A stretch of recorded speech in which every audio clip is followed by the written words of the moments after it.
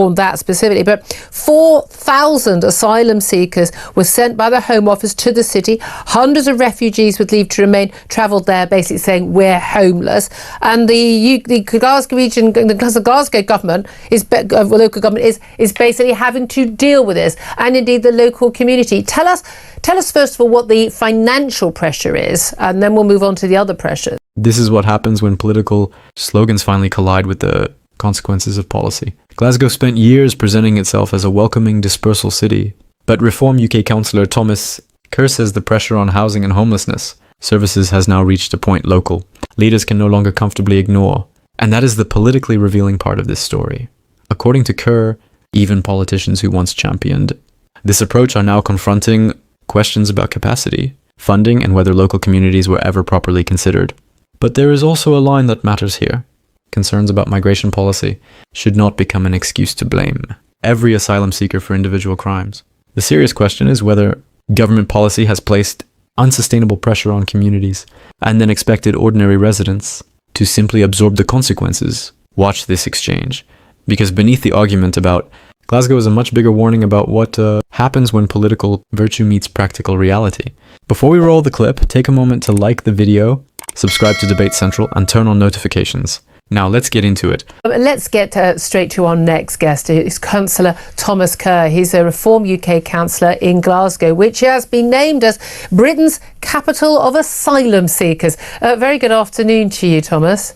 Good afternoon. Thanks for joining us. I have to say, these figures are absolutely extraordinary. I mean, local officials and indeed local people basically saying, we have had enough, this isn't going to work for us anymore, saying that Glasgow is facing untenable pressure due to the UK's asylum system. The council's homelessness convener has warned that specifically. But 4,000 asylum seekers were sent by the Home Office to the city. Hundreds of refugees with leave to remain travelled there, basically saying we're homeless. And the Glasgow region, the Glasgow government local government is basically having to deal with this, and indeed the local community. Tell us first of all what the financial pressure is, and then we'll move on to the other pressures. Well, to put it into context for everybody, Julia, we have 6,735 beds in Glasgow to house homeless people right now. 4,100 of those currently have asylum seekers. This city has declared a housing emergency almost a year and a half ago, and it's not just because of the pressures we're facing from asylum seekers, it's because we have a homelessness epidemic in the city as well. But because of Scottish law, what's happening is a lot of people who have been put up here because of the fact that Glasgow is a dispersal city, and with the leave to remain, they know they can come to Glasgow, say that they're homeless, and Scottish law means that they automatically are housed. It means that Glasgow is becoming a real hub for people who are then coming to Scotland and to try and make sure they're claiming asylum. Well, just clarifying, so why did the Home Office decide to send a lot of people to Glasgow, and do they provide funding for those people? Because we're told this costs the country a fortune. We're spending billions, millions every day and billions every year providing this accommodation for asylum seekers. Does it come out of a central fund? Does it have to come out of local council funding? Where do you get the money from, if at all? It's a historical thing that Glasgow signed up to be a dispersal city years ago. As you'll know, that worked out well for you. Well, Glasgow has a history of being a very left-wing city, which is part of the problem, and a lot of these politicians inside the building I'm in now live in a different planet and think that this was a good idea because it makes them sound good to people and their voter base rather than actually looking at common sense. In terms of funding, we do get some funding from the Home Office, but it's nowhere near as much as what we need to try and make sure that we're able to accommodate the number of asylum seekers that's coming in. The administration has a very clear view here, though. They could end the fact that Glasgow is a dispersal city. We can turn to the UK government and say enough is enough. We're done.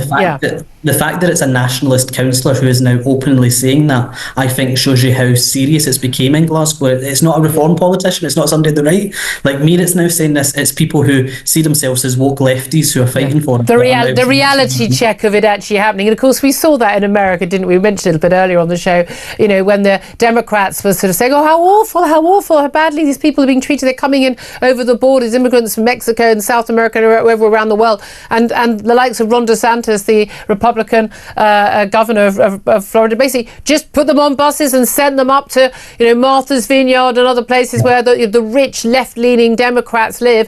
Funnily enough, they didn't like it when it happened to their local community. There's a lot that's coming home to roost for a lot of the politicians who have made terrible decisions over the past, God knows, 20 odd years in this city. Labour and SNP politicians who have made horrible decisions, and there's a lot of facts coming home to roost that they're unhappy with when the reality starts up, and communities like mine in the East End of Glasgow are now saying enough is enough. I mean, we had a by-election a couple of weeks ago and Reform got 24% of the vote there. That's because people are sick, fed up. It's not because everybody's all now turned to the right. It's because they're fed up and their community's been overtaken. And I think a lot of these politicians are realising we've seen that across the UK, we've seen it across Europe, we've seen it in Ireland as well. In terms of the impact on local communities, we know this is one of the things that, again, people say, well, people have to live somewhere, but of course, I mean, it's happened in Ireland as well, but in lots of places in England and in Scotland, people, asylum seekers being housed in a hostel, often, few hundred people put somewhere in a tiny town, massively dwarfing local population, often in hotels,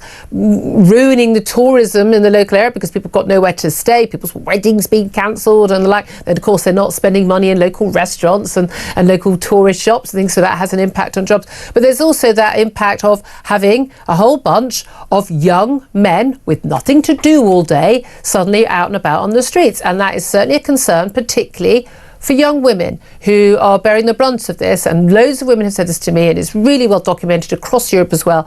The attitude of many of the young men who coming from countries where women are treated as second-class citizens, where a woman who's not covered up is treated as a sex object, and the harassment of young women and the crimes against young women have skyrocketed. Have you seen that problem in Glasgow? We have. I actually got myself reported to the SNP's new hate crime legislation because I spoke about this.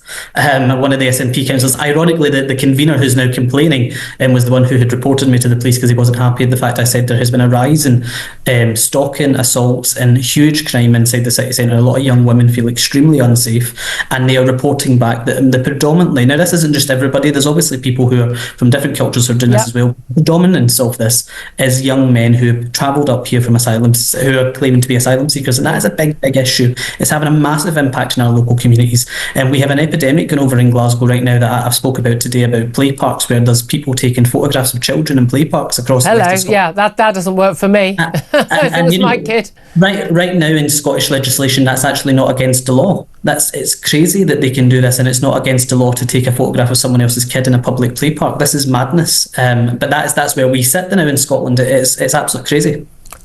Just extraordinary, isn't it? Do you think that you've got the public on your side again, regardless of people's political affiliation? There are a lot of people, they might talk the talk, but actually they'll be saying to their daughters, be careful when you're in town because of this one. Because when the reality bites everybody, and everyone's aware of it. Do you think everyone's still pretending they're not noticing the problem, but they really are? You know what, I think in Glasgow you're seeing a massive switch around of people who are now finding their voice and being very, very vocal about this. It is scaring politicians inside the city chambers who have for a long time tried to keep these issues hidden and don't let the public talk about it. And labelling someone as someone who's committing a hate crime by pointing out actual crime statistics. I mean, before I came on to speak to you, Julia, we have a full council meeting that's taking place where they had a question digged at me, and every one of the politicians clapped to say they welcome refugees and asylum seekers as they tried to point it down at me. And my reaction is, look, the people of Glasgow are with me. The establishment might not be with me, but the people of Glasgow are, because they're sick, fed up with their city being treated the way it is. Absolutely. Well, I mean, the only thing is, just finally,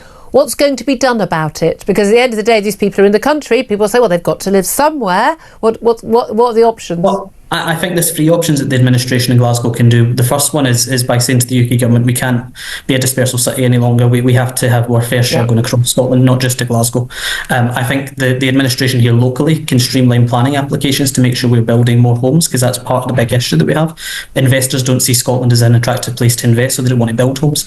And lastly, that the Scottish government has to change the fact that in Scotland, if you're an asylum seeker or you claim to be an asylum seeker or a refugee, you're automatically kicked at the top of housing lists. Over and above local people, indeed. So it makes a circumstance where loads of people are coming up to Scotland from England because they know they can abuse the system. So those three things are very, very simple. The Scottish government could do very quickly to tackle this issue in Scotland. Very interesting. Councillor Thomas Kerr, Reform UK Councillor in Glasgow, thank you very much. If you're wondering, obviously we can't talk to local councillors who are standing in local elections, but the local elections in Scotland aren't until 2027, which is why we can talk to a local councillor from that part of our great country. Philip. And this is where the Glasgow story becomes much bigger than one city, because the real political issue here is not whether Britain should help genuine refugees. It is whether governments can make enormous commitments on immigration and asylum, distribute the consequences into working communities, and then act surprised when those communities begin demanding limits. Thomas Kerr's most politically damaging point was not simply that Glasgow is under pressure. It was that politicians who supported Glasgow's role as a dispersal city are now being forced to confront the practical consequences of that decision. According to the figures Kerr gave in this interview, Glasgow has 6,735 beds being used to accommodate homeless people, with 4,100 occupied by asylum seekers. Those numbers should be independently checked before being treated as established fact, but the political argument he is making is unmistakable. Housing capacity is finite, and government choices determine who competes for it. That is precisely where establishment politics has repeatedly struggled on immigration. Politicians love discussing compassion as though compassion exists without capacity, but councils deal with actual numbers.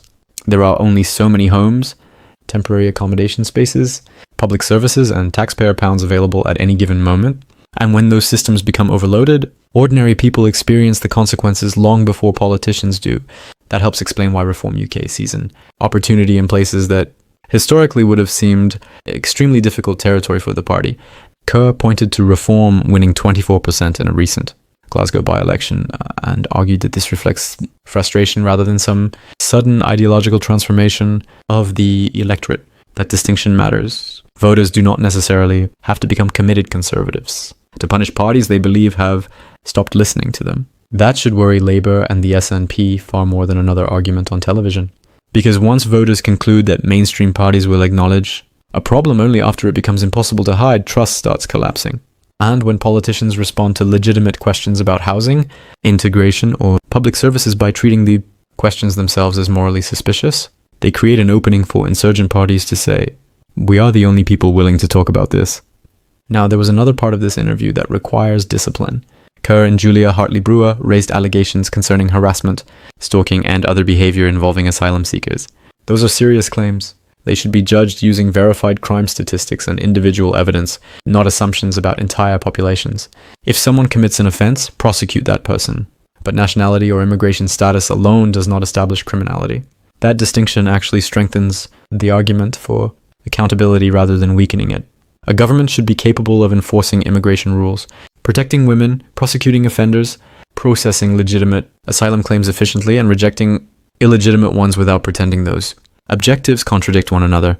The deeper failure begins when authorities appear frightened of discussing any negative consequence associated with migration because they fear where the conversation might lead politically.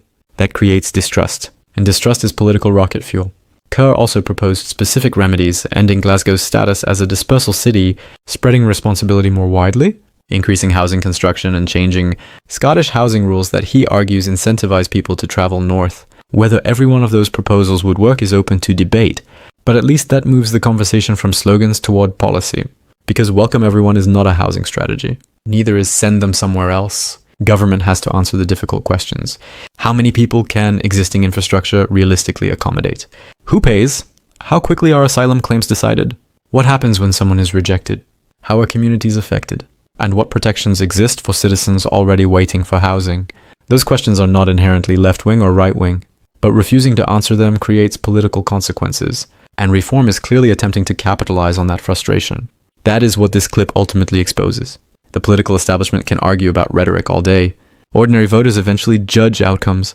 If their housing lists grow, their council services deteriorate, their neighborhood changes rapidly, and they believe nobody asked for their consent, telling them that everything is working will not restore their confidence. It may do exactly the opposite, and that is the danger for Labour, the SNP, and every establishment party that thinks immigration frustration can simply be managed through messaging.